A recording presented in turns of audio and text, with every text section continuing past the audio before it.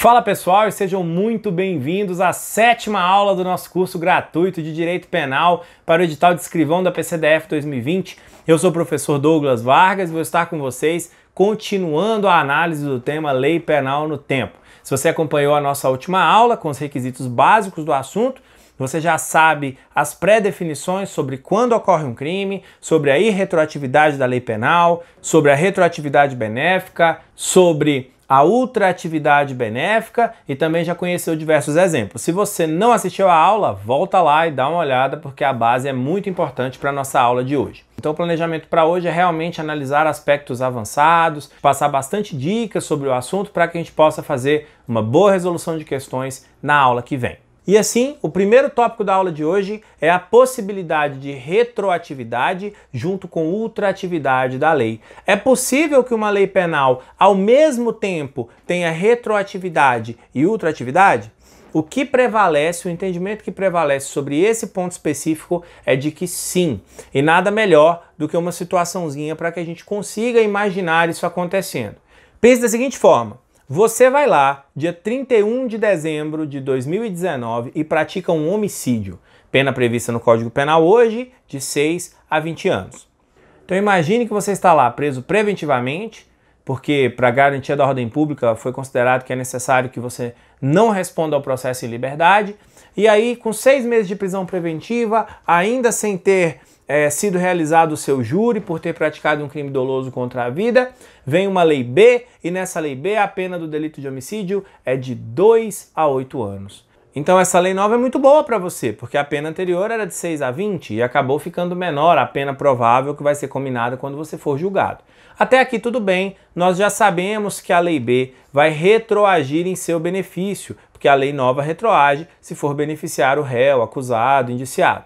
O problema é o seguinte, o seu julgamento vai demorar 1 ano nesse exemplo que a gente está trabalhando. E 1 semana antes da marcação lá do seu júri, entra em vigor a Lei C, e para a Lei C a pena do delito de homicídio simples é de 10 a 30 anos. Então a Lei C ela é muito pior do que a Lei B e ela é muito pior do que a Lei A. Agora é que fica interessante. Então, finalmente nós chegamos ao seu julgamento e agora tem um problema para resolver. Porque a Lei B é mais benéfica, a Lei A era um pouco mais gravosa que a Lei B, mas a Lei C é muito pior que as outras duas. E você vai ser julgado por um juiz de direito e por vários juízes de fato, que são os jurados. Então os jurados vão analisar sobre a sua culpa e se você for condenado, o juiz de direito vai receber a responsabilidade de fazer a parte jurídica e combinar a pena, fazer o cálculo da pena e verificar inclusive qual lei será aplicada.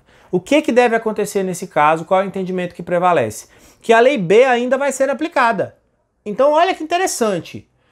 A Lei B não existia quando você praticou o crime. Quem estava existindo naquela época era a Lei A. Então a Lei B volta para te beneficiar. Ela alcança um fato que não foi praticado durante sua existência. Só que lá na hora de te condenar, se o júri te condenar, o juiz, quando for calcular sua pena, vai usar também a Lei B. Então a Lei B, naquele momento, ela já está revogada, porque o tempo já passou e a Lei C veio antes do seu julgamento.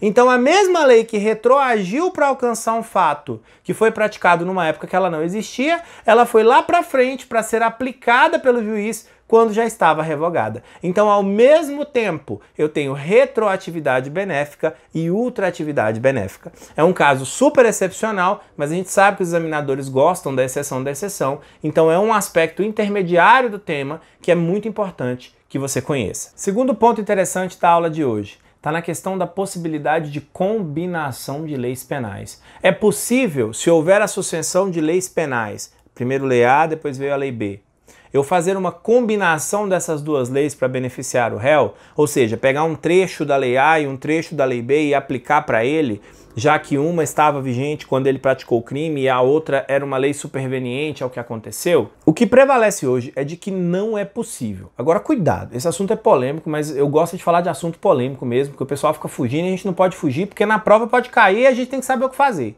Inclusive, fundamentar o recurso se for o caso. Então, para a gente entender melhor, vamos imaginar a seguinte situação hipotética. O indivíduo pratica um crime sob a vigência da Lei A. A Lei A prevê uma pena de 3 a 6 anos, só que não prevê pena de multa. Então, é só uma pena de 3 a 6 anos sem multa. O tempo passa antes do julgamento desse indivíduo e vem a Lei B a entrar em vigor, revogando a Lei A. Só que na Lei B eu tenho uma pena de multa, mas a pena privativa de liberdade é menor, é de 2 a 4 anos. Então antes eu tinha uma lei com a pena de 3 a 6 anos sem multa e agora eu tenho uma pena de 2 a 4 anos com multa. Então do ponto de vista da multa, piorou, mas do ponto de vista da pena privativa de liberdade, melhorou. Era de 3 a 6 e passou para 2 a 4. O que se pleiteou já em alguns casos concretos na história da jurisprudência do nosso país foi justamente que quando isso acontecesse, aplicasse a pena privativa de liberdade de uma lei e a previsão de multa ou de inexistência de multa, no caso, da outra lei, efetivamente combinando as duas leis para beneficiar o réu, para trazer para ele a melhor pena possível. E nós já tivemos julgados dizendo que ok, o juiz poderia fazer isso, porque quem pode aplicar o todo pode aplicar a parte. O que prevalece na doutrina? Que quando eu combino Lei A com a Lei B, na verdade eu não estou aplicando nem a Lei A nem a Lei B, eu estou aplicando a Lei C, a combinação dessas duas leis, ou a Lei AB, sei lá, pode chamar da maneira que você achar melhor. É o que a doutrina chama de lex tertia, terceira lei. E se o judiciário aplica uma previsão que não estava na Lei A nem na Lei B, mas uma combinação que praticamente era uma terceira lei, ele está violando o princípio da legalidade, ele está legislando e não julgando. Então prevalece a entendimento simulado no STJ e há entendimentos no STF nesse sentido. Agora olha só, se você pesquisar direitinho aí, você vai encontrar julgados do STF no sentido contrário. Você tanto vai encontrar julgados do STF no sentido de que a combinação é possível, quanto você vai encontrar julgados no sentido de que a combinação não é possível. O que tem prevalecido, o que eu tenho visto na bibliografia, é que o entendimento tende mais para o fato de que não se pode combinar as leis penais. E esse é o entendimento mais seguro. Se a questão vier diferente, a gente faz o recurso pedindo anulação, porque no mínimo divergência tem. O que eu considero mais seguro? Não é possível a combinação de leis penais. Ou aplica a Lei A ou aplica a Lei B. Aplicar um pedaço de uma e um pedaço da outra não é possível. Tranquilo? Esse é o entendimento que a gente pode se apegar com um pouco mais de tranquilidade. Assunto difícil de ser cobrado, mas, por exemplo, imagina que caia numa redação. Discorra sobre a possibilidade de combinação das leis penais no tempo. De posse da informação que você recebeu agora, você vai arrebentar nessa redação. Então a gente sempre tem que tentar aprofundar em todos os conteúdos. Tranquilo? Vamos para o próximo item. Outro ponto importante. Em todos os nossos exemplos, não que eu tenha agido de má fé, mas apenas para facilitar, eu coloquei situações em que é óbvio que a Lei A ou a Lei B ou a Lei C é a melhor. Porque eu sempre reduzo a pena e faço uma situação que fica mais claro para a gente saber, opa, a Lei B é a lei mais benéfica. O problema é que na vida real nem sempre é assim. Às vezes nós vamos avaliar o texto legal e não vamos saber qual lei é melhor. Isso é possível sim. E aí o que diz a doutrina? Porque aqui eu não vou ter uma manifestação jurisprudencial clara e nem a lei tira essa dúvida. Prevalece para os estudiosos do direito que, se eu não sei qual lei é mais benéfica, né, se o juiz ficou na dúvida, se não está claro para ele qual lei é mais benéfica, ele pergunta para o acusado qual que ele entende ser mais benéfica para ele e aplica essa lei ao caso concreto. Tranquilo? Mais uma dica sobre esse tema. Próximo ponto. Nós agora precisamos estudar as 4 classificações doutrinárias que são utilizadas quando eu tenho a sucessão da lei penal no tempo. Você já as conhece, nós falamos disso na aula passada, mas agora a gente vai colocar nome, porque agora que a gente já entende o conceito, é mais fácil colocar a etiquetinha do nome em cima. Então, quando eu tenho a sucessão de leis, eu tinha a Lei A e agora eu tenho a Lei B, eu posso ter 4 situações diferentes. A primeira delas é a novatio legis in melius, ou seja, lei nova mais benéfica. A lei não chegou a descriminalizar a conduta. Ela tornou a situação do réu, do preso, do indiciado, do investigado um pouco melhor. Então eu tenho novatio legis in melius, eu tenho uma lei nova mais benéfica. Não houve a descriminalização da conduta, mas a situação melhorou. Exemplo você já tem aí na ponta da língua. O que eu falei da Lei 13.654 de 2018? Roubo com arma branca, com faca, roubo com taco de beisebol, com faca do Masterchef, com qualquer tipo de arma que não fosse arma de fogo. Antes tinha um aumento de pena de 1/3 até a metade, e agora não tem mais essa causa de aumento de pena, é roubo simples se for arma branca. Então a Lei 13.654, para quem praticou roubo com arma branca, é novatio legis in melius. Roubo continua sendo crime, mas a situação do indivíduo melhorou. Então essa lei tem que retroagir para beneficiá-lo. Você já sabia o conceito, só faltava colocar o nome. Próximo ponto. Novatio legis impejus é a mesma coisa da Novatio legis in melius, mas o inverso, porque agora piorou a situação do cara. A Lei 13.654, dentro da questão do parágrafo 2º-A, que colocou o roubo com arma de fogo com aumento de 2/3, é Novatio legis impejus, para quem roubou com arma de fogo. Quem roubou com arma de fogo antes da lei respondia com aumento de pena de 1/3 até a metade, e quem roubou com arma de fogo depois da Lei 13.654 vai responder com um aumento de pena de 2/3, um aumento de pena fixo e maior. Então piorou para quem comete roubo com arma de fogo. Essa lei não volta no tempo, porque esse ponto da lei, veja que eu tenho dois pontos da lei, um retroage, né, quanto à questão das armas brancas, e o outro ponto não retroage, porque é pior. Num caso eu tenho Novatio legis in melius, e no outro caso eu tenho Novatio legis in pejus. Conduta continua crime, e agora a situação do acusado piorou de alguma forma. A terceira classificação que eu preciso conhecer é a abolitio criminis, a abolição do crime. A conduta deixa de ser crime. Melhorou tanto para o acusado que não só a situação dele está um pouquinho mais tranquila. O crime que ele praticou não existe mais. O crime que ele praticou foi revogado. Ocorreu a abolição daquela conduta como crime no ordenamento jurídico. Exemplo clássico que a gente nunca consegue parar de usar. Em 2005 nós tivemos a abolitio criminis do delito de adultério. Adultério até 2005 no Brasil, senhores, pular a cerca, trair o companheiro, era crime, estava no Código Penal. E agora não há mais essa previsão de conduta. Então, quem foi preso, se é que alguém foi preso por isso, mas quem respondeu, quem foi investigado, quem foi réu, quem estava com o inquérito aberto por adultério na época da lei, o inquérito foi trancado, o processo foi arquivado e acabou a situação. Cessam os efeitos penais de ter praticado aquela conduta. Então, a abolitio criminis nada mais é do que a abolição do crime. Então, eu tenho a extinção daquela figura típica no ordenamento e aquilo que o indivíduo praticou que era crime, deixa de sê-lo. O que é um fator que despenca em provas de concursos públicos quando eu falo de abolitio criminis? É a questão dos efeitos da condenação.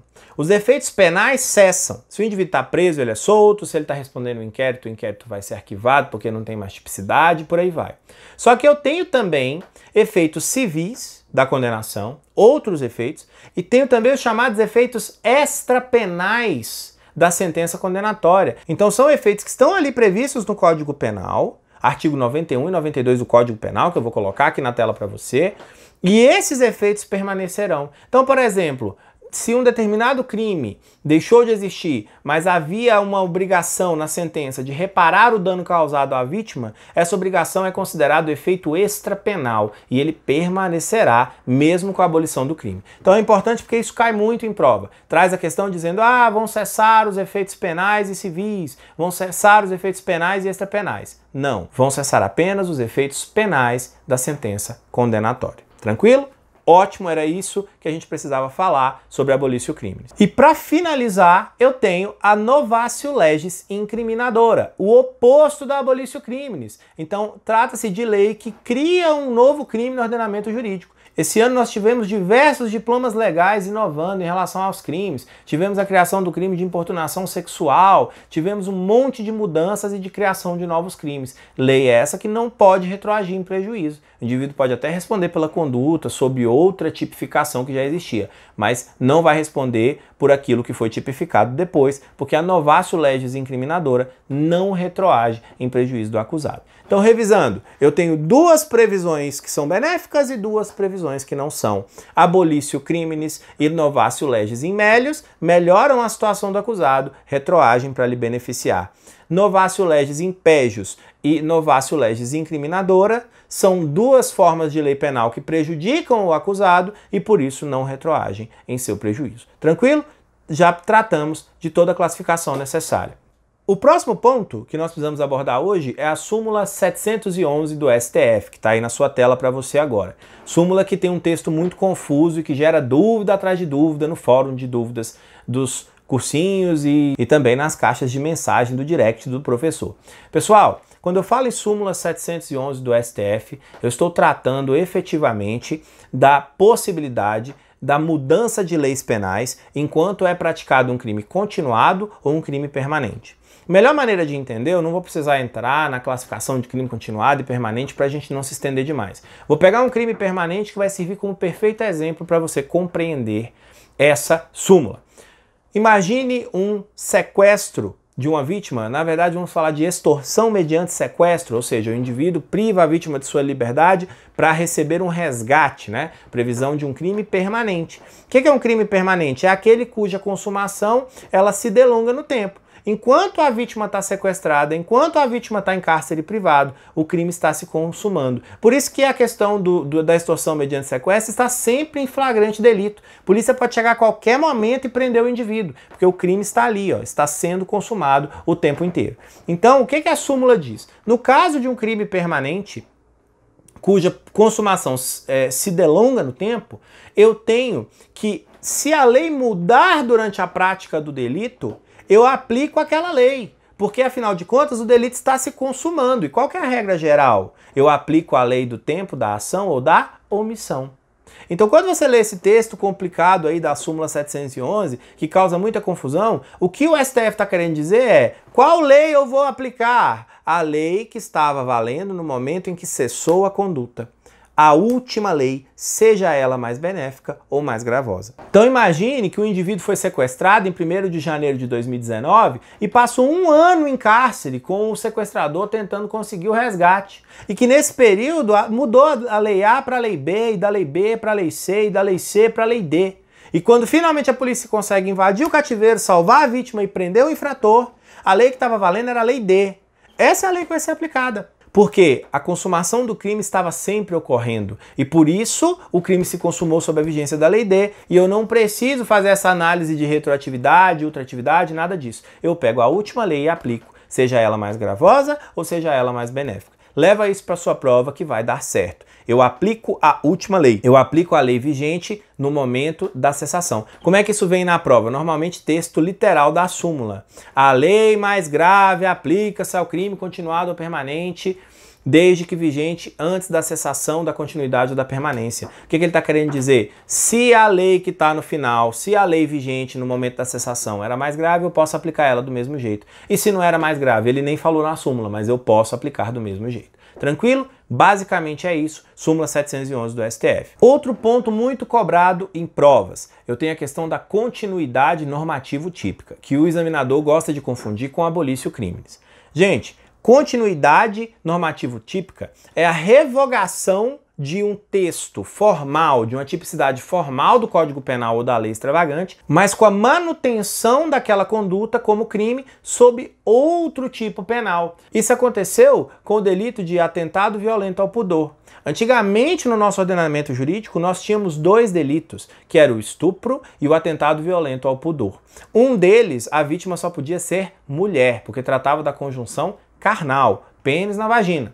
E o atentado violento ao pudor tutelava todo outro tipo de ato sexual que era praticado no contexto de estupro, mas que não envolvia penetração vaginal. Então eu tinha um delito para estupro e um delito chamado de atentado violento ao pudor. O que o legislador fez em 2009? Ele unificou as duas condutas no texto do delito de estupro. Vou colocar para vocês aí na tela o antes e o depois do que aconteceu. O atentado violento ao pudor deixou de ser crime? Não, continua sendo, mas agora eu chamo de estupro. Então aqui eu tenho a chamada continuidade normativo típica. O texto do artigo do atentado violento ao pudor foi revogado, não está mais no Código Penal, mas eu alterei o texto do 213 e a conduta continua criminalizada lá dentro. A conduta não deixou de ser crime e por isso houve a continuidade normativo típica. É essencial que eu compreenda isso. Porque imagina, se não fosse assim, todo mundo que estava preso por atentado violento ao pudor na época, com a revogação formal do tipo e essa reorganização do Código Penal, teria que ter sido solto. Só que não foi isso que aconteceu. O delito continuou sendo crime, mas sob uma nova tipificação, sob um novo artigo.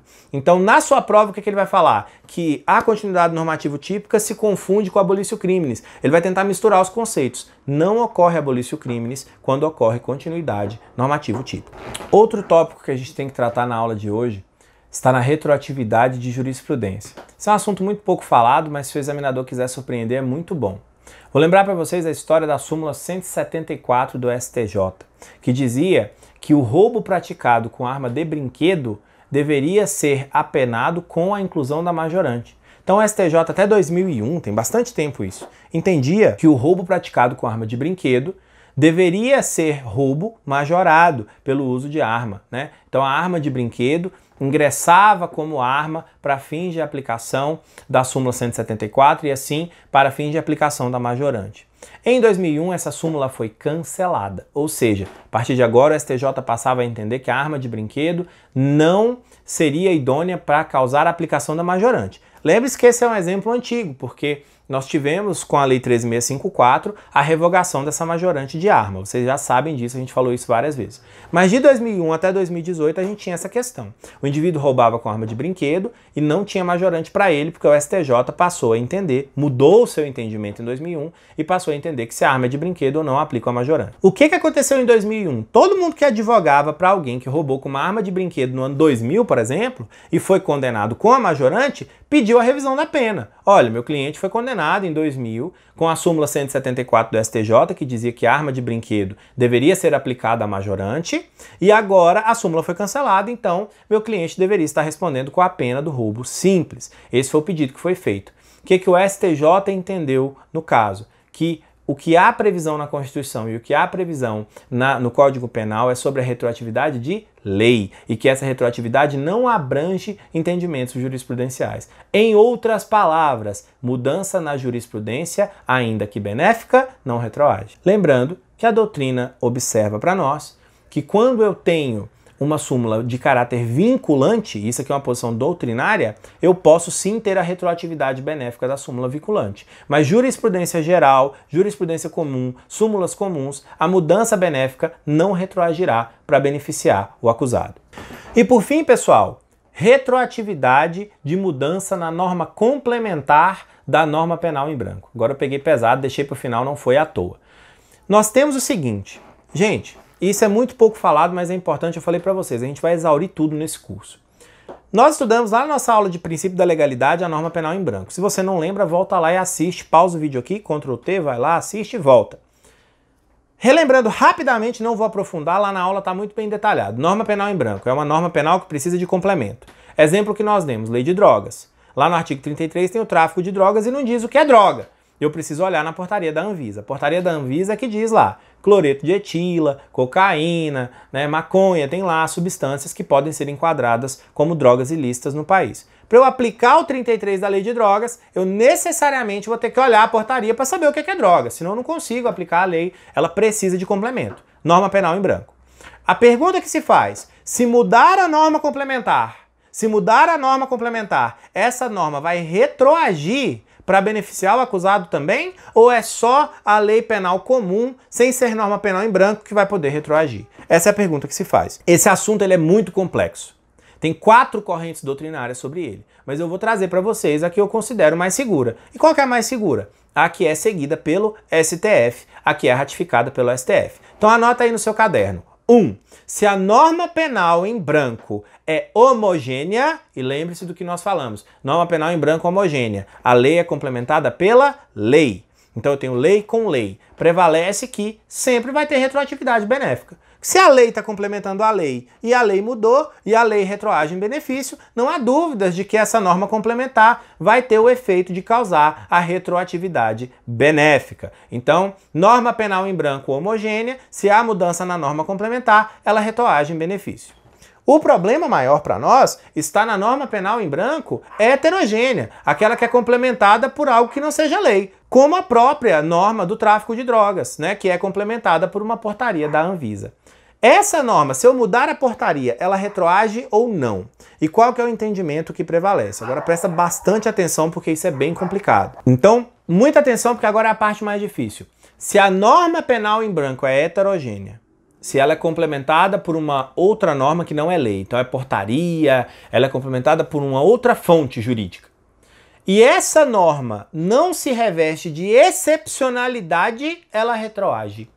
Ou seja, aquela norma que ela não é excepcional, ela sempre complementa a outra. A portaria da Anvisa, a portaria do Ministério da Saúde, ela é um excelente exemplo. Gente, não se aplica a lei de drogas, não se faz flagrante de tráfico sem analisar lá o que é droga, segundo o Ministério da Saúde, segundo a Anvisa. Então eu preciso verificar, essa norma não se reveste de excepcionalidade. Tá sempre ali, olha, cocaína é, maconha é, lança-perfume, cloreto de etila, tal, é droga.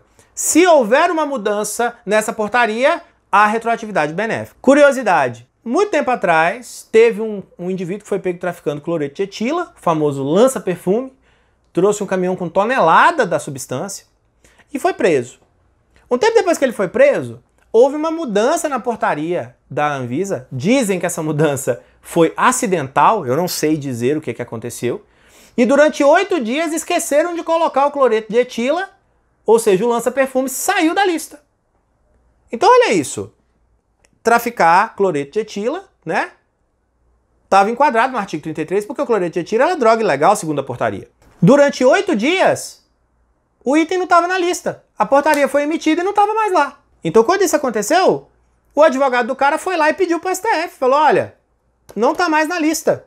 Ocorreu, durante 8 dias, uma abolício criminis temporária. Ou seja, traficar cloreto de etila, durante 8 dias não era mais crime, porque não tinha previsão na norma complementar. O STF falou, você está certo. Mandou soltar o indivíduo. Então, 8 dias depois, o cloreto de etila voltou para a portaria e voltou a ser tráfico normalmente. Mas quem foi solto, quem se beneficiou da norma, a norma retroagiu, beneficiou todo mundo e passou a valer dali para frente de novo. Por que isso aconteceu? Ninguém sabe dizer. Mas aconteceu. E é um exemplo, né, da norma penal em branco heterogênea, que é complementada por uma outra norma que não é lei e que não se reveste de excepcionalidade. Ela está sempre lá complementando. Então a mudança nela retroage em benefício. E aí eu tenho a norma complementar que se reveste de excepcionalidade. Então um exemplo está nas tabelas de preço. Parece muito complexo, mas não é tanto. Tem um crime bem antigo que vai ser um excelente exemplo para a gente entender isso. É um crime contra a economia popular previsto desde 1951. A lei, né, de crimes contra a economia popular é bem antiga. E ele diz o seguinte, que é crime você vender mercadorias sob preço superior ao tabelado. Então tem algumas mercadorias que têm preço tabelado. E se você vender a mercadoria acima daquele valor, é um crime contra a economia popular. Qual que é a questão? Hoje o preço é R$ 4,50, amanhã é R$ 5,00, depois é R$ 4,30. Então o que poderia acontecer? Imagina o seguinte, o indivíduo vai lá e vende a mercadoria acima do preço tabelado. O preço tabelado é R$ 5,00, ele está vendendo a R$ 8,00. Daqui um ano vem, muda a tabela de preços e passa para R$ 8,00. Esse cara não tem como argumentar que, como agora está R$ 8,00, ocorreu abolício criminis e a lei tem que retroagir, essa mudança na tabela tem que retroagir para beneficiá-lo. Na lei de drogas, é não excepcional, cara. Eu tenho um complemento lá que ele tá lá sempre. Isso aqui é droga, isso aqui é droga, isso aqui é droga. Se amanhã tirar, abolício criminis. Tabela de preços não, eu mexo muito. Ao ponto de que se essas mudanças no preço fossem retroagir em benefício, a norma ia quase perder sua eficácia. Então, recapitulando, norma penal em branco, precisa de complemento. Se eu mexer no complemento, retroage em benefício? Se for lei, ou seja, norma penal em branco homogênea, retroage. Se não for lei, é norma penal em branco heterogênea, e ela não se reveste de excepcionalidade, retroage. É o caso, por exemplo, das portarias que complementam a lei de drogas. E por fim, se a norma é de caráter excepcional, a mudança nessa norma não retroagirá para beneficiar. Nós demos o exemplo dos crimes contra a economia popular, onde o indivíduo vende com o preço do produto acima do preço tabelado. Mudou a tabela, norma excepcional, não vai ter retroatividade benéfica para esse cara. Bom, pessoal, eu acho que eu já me estendi demais, já ficou muito conteúdo para a gente aprender nessa próxima aula.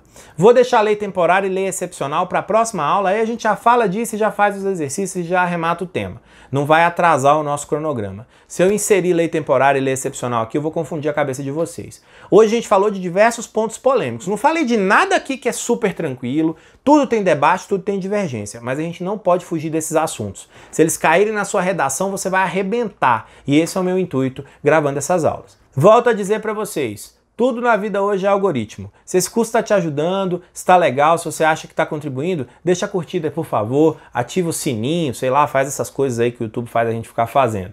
Eu agradeço demais. Foi uma satisfação estar aqui de novo. Próxima aula, lei excepcional e lei temporária, exercícios, e a gente fecha esse tema e vai para a lei penal no espaço. Eu espero que vocês tenham curtido, um abraço e eu vejo vocês no próximo vídeo.